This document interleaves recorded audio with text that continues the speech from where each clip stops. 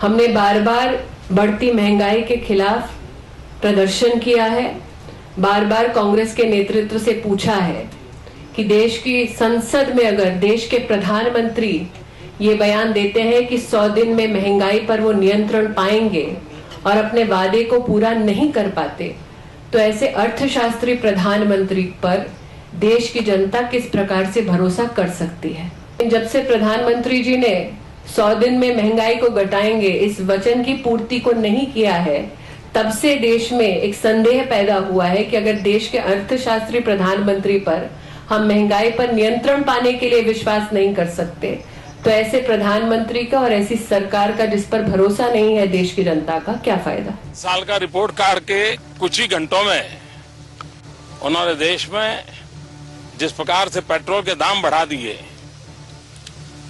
ये दिल्ली सरकार की शासन चलाने की नाकामयाबी का जीता जागता सबूत है। देश की जनता के अंदर भारी आक्रोश है और इसके कारण और भी चीजों पर बहुत बड़ा बोझ होने वाला है, सरकार पर भी बहुत बड़ा बोझ होने वाला है। मैं आशा करूंगा कि प्रधानमंत्री जी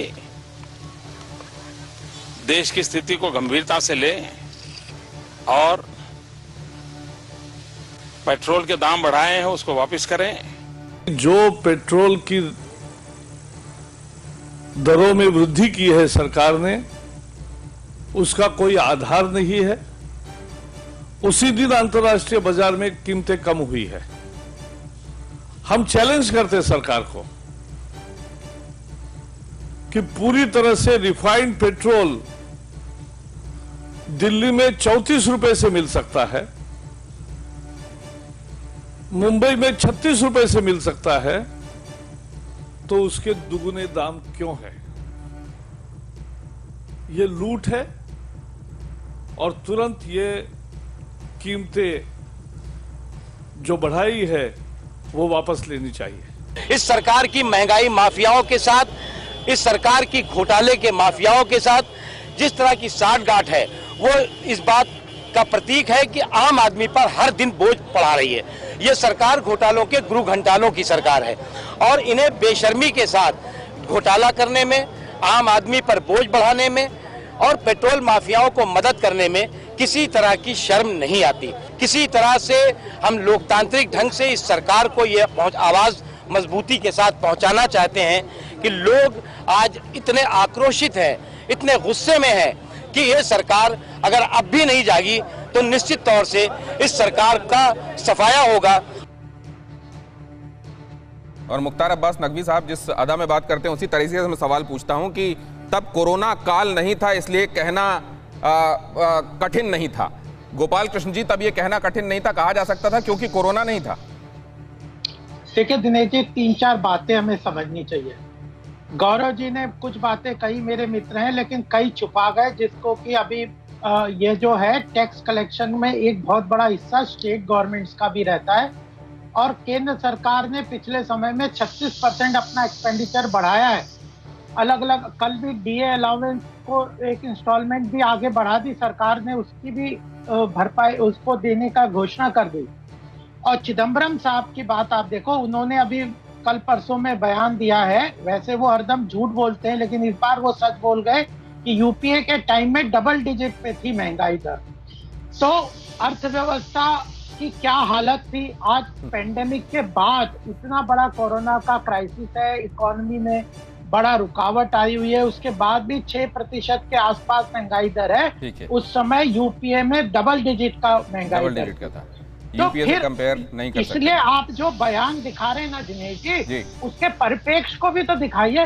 ठीक है, उस समय पूरे तक भ्रष्टाचार कारण था महंगाई दर का। ठीक है, सरकार की जो योजनाएं थी वो लोगों के पास उसका लाभ नहीं इसको इसी तरीके से लेके जाता हूँ। आपने जो सवाल उठाया ये अहम है।